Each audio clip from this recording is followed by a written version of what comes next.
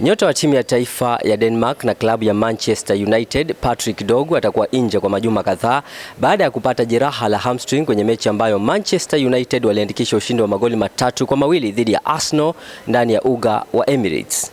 Dorgu ambaye amekuwa kwenye fomu nzuri baada ya kucheka na nyavu dhidi ya Manchester City na Arsenal mtawalia, alilazimika kuondolewa uwanjani katika dakika ya 50. Mkurugenzi wa michezo wa Bayern Munich Max Eberl amethibitisha kuwa klabu hiyo ipo kwenye mazungumzo rasmi na mshambuliaji wa England Harry Kane ili kumwongezea mkataba mpya. Tangu atue Ujerumani mwaka 2023 kwa dau la euro milioni 100, Harry Kane amekuwa mashine ya mabao akifunga jumla ya mabao 119 katika mechi 526 pekee.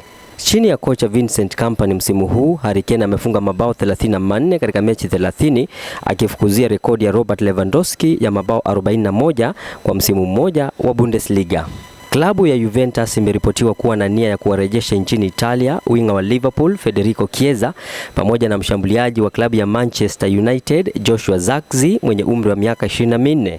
Jarida la Gazzetta dello Sport nchini Italia limethibitisha kuwa Juventus wanataka kuimarisha safu yao ya ushambulizi mwezi huu wa Januari.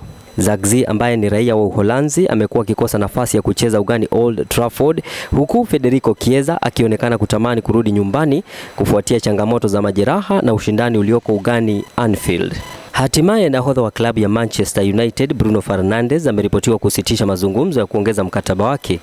Nyota huyo ambaye mkataba wake unamalizika mwaka 2027 kukiwa na kipengele cha kuongeza mwaka mmoja zaidi, amepanga kusubiri hadi mwisho wa msimu huu kabla ya kufanya maamuzi iwapo atasalia Old Trafford au ataigura klabu hiyo.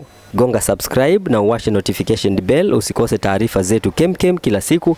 Jina langu ni Kinda Mkandamizaji Wycliffe Musau.